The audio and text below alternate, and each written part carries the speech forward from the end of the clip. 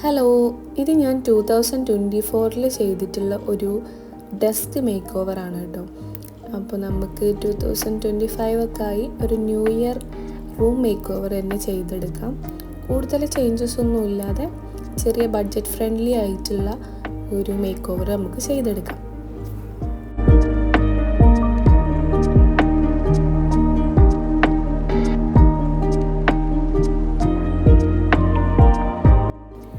ഞാൻ ആദ്യം തന്നെ എൻ്റെ മൈൻഡിലുള്ള കുറച്ച് ഐഡിയാസൊക്കെ വെച്ചിട്ട് ഒരു പ്ലാനിങ് ലിസ്റ്റ് തയ്യാറാക്കാം കേട്ടോ.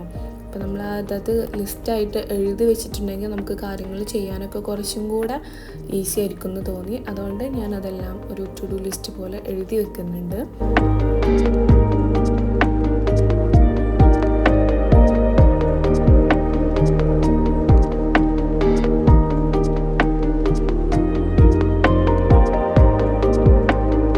അപ്പോൾ ഇതാണ് എൻ്റെ റൂമിൻ്റെ നിലവിലത്തെ ഒരു അവസ്ഥ വരുന്നത്. അത്യാവശ്യം ചിത്രപ്പണികളൊക്കെ നടന്നിട്ടുണ്ട്. പിന്നെ അതുപോലെ തന്നെ ഞാൻ ഡെക്കോർ ചെയ്യാൻ വേണ്ടിയിട്ട് 2 സൈഡ് ടേപ്പ് യൂസ് ചെയ്തിരുന്നു. ഡബിൾ സൈഡ് ടേപ്പ് യൂസ് ചെയ്തിട്ട് തന്നെ ഒരുപാട് കറകളും ചുമരിൽ ഒരുപാട് വൃത്തികേടായിട്ടുണ്ട്. അപ്പോൾ ഇനി മാക്സിമം ഞാൻ ചുമരിലുള്ള കലാവിരുദ്ധമൊക്കെ ഒന്ന് ഒഴിവാക്കാൻ വേണ്ടിയിട്ടാണ് ശ്രമിക്കുന്നത്.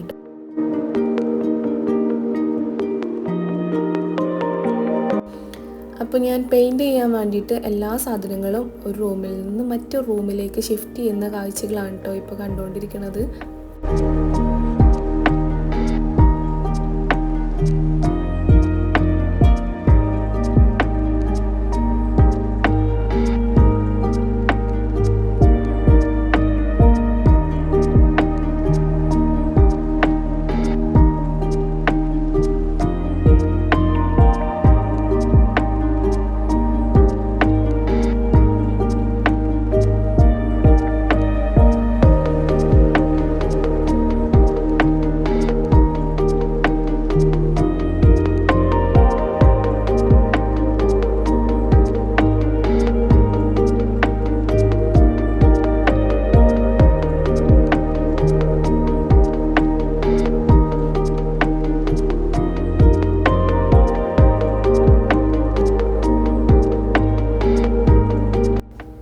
പെയിൻറ്റ് ചെയ്യുന്നതിന് മുമ്പേ ഉള്ള വേറൊരു ടാസ്ക് ആയിരുന്നു ചുമരിൽ ഉണ്ടായിരുന്ന ഡാമേജുകളൊക്കെ ഒന്ന് ക്ലിയർ ചെയ്യുക എന്നുള്ളത്.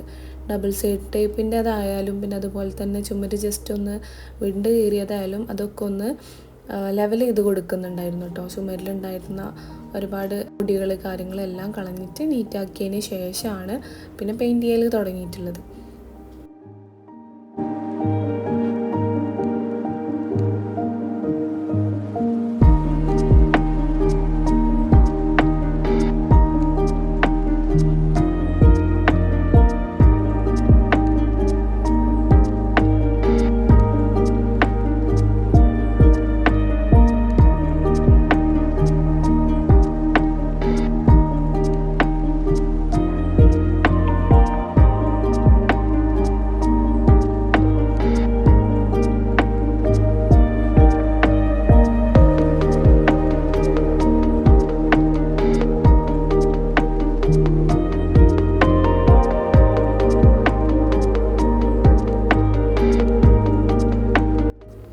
ചുമരിൽ അത്യാവശ്യം സ്റ്റെയിൻ ഉണ്ടായിരുന്നതുകൊണ്ട് തന്നെ അവിടേക്ക് ഞാനൊരു കോട്ട് അടിച്ചതിന് ശേഷം പിന്നെയാണ് കേട്ടോ ഞാൻ ഫുൾ കോട്ട് ചെയ്യാൻ വേണ്ടിയിട്ട് നിന്നത്. അല്ലാന്നുണ്ടെങ്കിൽ പിന്നെ നമ്മൾ ഒരു കോട്ടൊക്കെയാണ് ചെയ്യുന്നെങ്കിൽ അത് ജസ്റ്റ് എടുത്ത് ഇങ്ങനെ കാണിക്കും.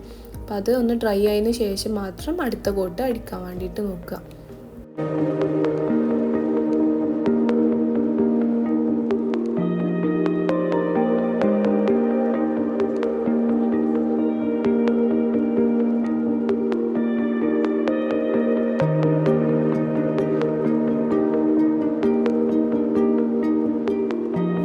അങ്ങനെ നീണ്ട 4-5 ദിവസങ്ങൾക്ക് ശേഷം എൻ്റെ പെയിൻറ്റിങ് അവസാനിച്ചിട്ടുണ്ട്.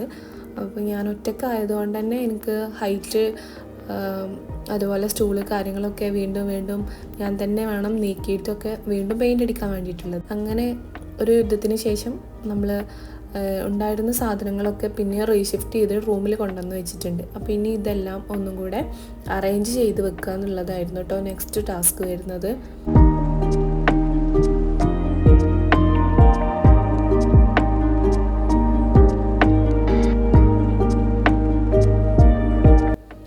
അപ്പോൾ ഇനി ടേബിളൊന്ന് ഡെക്കോർ ചെയ്തെടുക്കാൻ വേണ്ടിയിട്ട് ഞാനിവിടെ ഒരു വാൾപേപ്പറാണ് കേട്ടോ യൂസ് ചെയ്യുന്നത്. വാട്ടർ പ്രൂഫ് ആയിട്ടുള്ള വാൾപേപ്പർ യൂസ് ചെയ്യാന്നുണ്ടെങ്കിൽ ഒന്നും കൂടെ നന്നായിരിക്കും. പിന്നെ അതുപോലെ തന്നെ എയർ ബബിൾസ് കുടുങ്ങാതെ വാൾപേപ്പർ സ്റ്റിക്ക് ചെയ്യാൻ വേണ്ടിയിട്ട് ഞാനിവിടെ സ്കെയിൽ ആണ് കേട്ടോ യൂസ് ചെയ്തിട്ടുള്ളത്. അതാകുമ്പോൾ നമുക്ക് പെട്ടെന്ന് സ്റ്റിക്കാക്കാൻ വേണ്ടിയിട്ട് പറ്റും.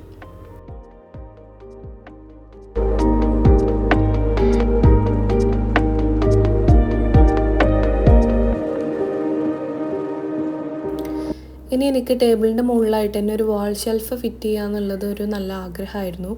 പക്ഷേ അത് ഫിറ്റ് ചെയ്യേണ്ട ഒരു ബുദ്ധിമുട്ടും ചുമര് തിളക്കുക എന്നുള്ളൊക്കെ ഒരു പ്രശ്നം കൊണ്ടും ഞാൻ തൽക്കാലം അതൊരു DIY ആക്കാൻ വേണ്ടി തീരുമാനിച്ചു. നമ്മുടെ കാർഡ്ബോർഡ് ഉണ്ടല്ലോ, അത് കുറച്ച് കട്ടിയുള്ള കാർഡ്ബോർഡ് എടുത്തിട്ട് ഒരു 3 കാർഡ്ബോർഡ് ഞാനിതാ ഈ പിക്കിൽ കാണുന്ന പോലെ ഒന്ന് ജസ്റ്റ് ആക്കിയെടുത്ത് ഗ്ലൂ ഗണ്ണ് വെച്ചിട്ട് ഒന്ന് ഒട്ടിച്ചു കൊടുക്കുക. ഗ്ലൂ ഗണ്ണ് ഇല്ലെങ്കിലും നമ്മുടെ സാധാ ഫെവിക്കോൾ ആണെന്നുണ്ടെങ്കിൽ ഒന്നും കൂടെ നന്നായിരിക്കും കേട്ടോ. അതിനകത്ത് നല്ല കുറച്ച് ടൈം എടുക്കുന്നുള്ളൂ. ഫെവിക്കോൾ ആണെന്നുണ്ടെങ്കിൽ നന്നായിട്ട് ഒട്ടുകയും ചെയ്യും, നല്ല നീറ്റായിട്ട് കിട്ടുകയും ചെയ്യും.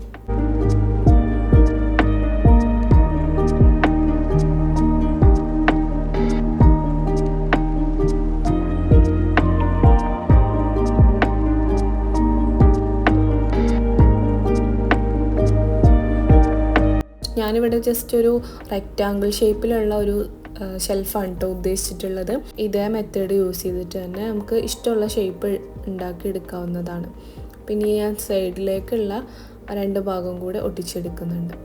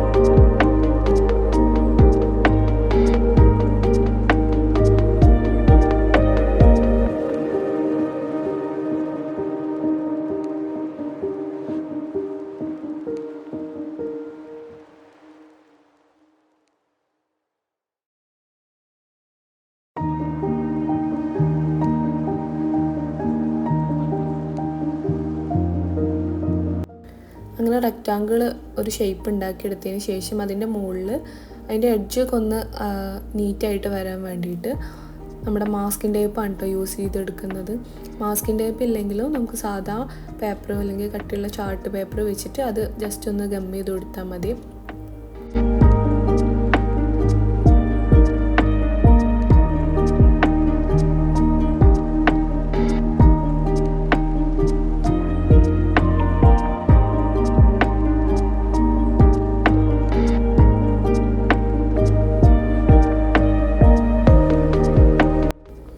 ഇനി ഞാനിവിടെ ഇതൊന്ന് കവർ ചെയ്തെടുക്കാൻ വേണ്ടിയിട്ട് വാൾപേപ്പറാണ് യൂസ് ചെയ്യുന്നത്.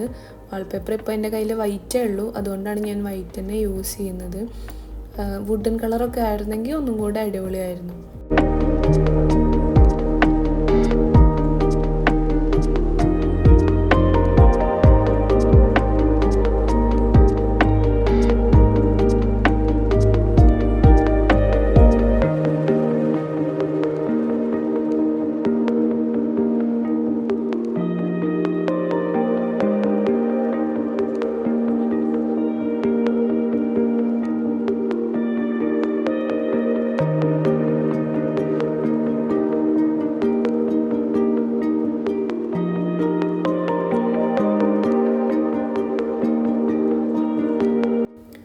വാൾപേപ്പർ കവർ ചെയ്തെടുക്കാൻ കുറച്ച് പണിപ്പെട്ടെങ്കിലും കുഴപ്പമില്ലാതെ തന്നെ സ്റ്റിക്ക് ചെയ്തെടുത്തിട്ടുണ്ട് കേട്ടോ.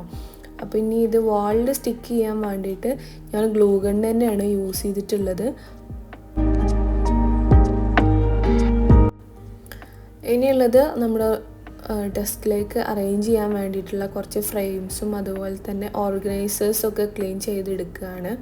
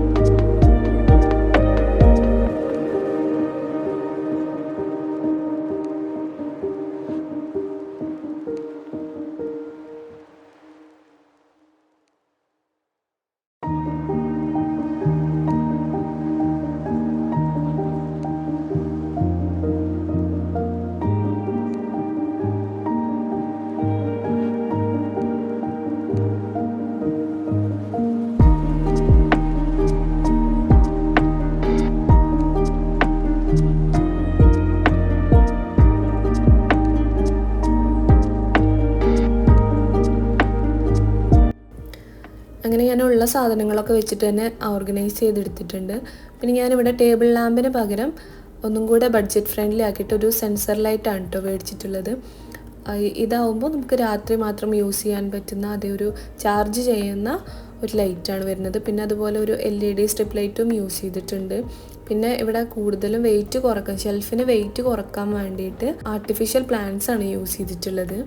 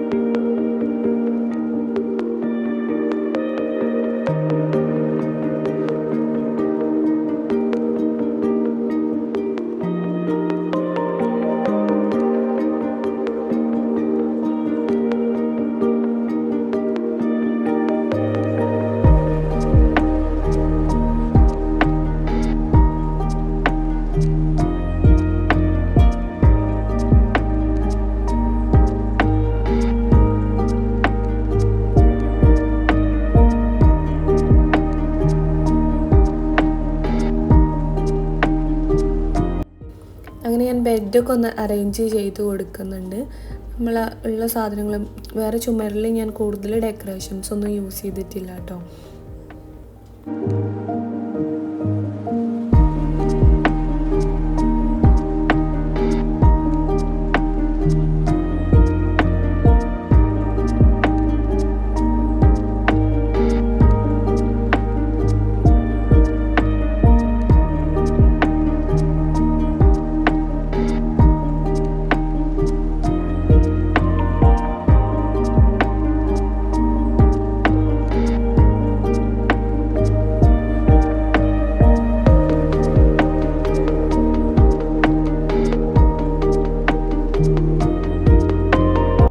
അപ്പോൾ എൻ്റെ പുതിയ റൂം മേക്ക് ഓവർ എങ്ങനെ ഉണ്ട് എന്നുള്ളതൊന്ന് കമൻറ്റ് ചെയ്യണം കേട്ടോ. എനിക്ക് ഏറ്റവും കൂടുതൽ ഇഷ്ടമായിട്ടുള്ളത് നൈറ്റ് വൈബാണ്. അപ്പോൾ നിങ്ങൾക്ക് ഈ വീഡിയോ ഇഷ്ടപ്പെട്ടിട്ടുണ്ടെങ്കിൽ എന്തായാലും ഒന്ന് കമൻറ്റ് ചെയ്യുക, സബ്സ്ക്രൈബ് ചെയ്യുക.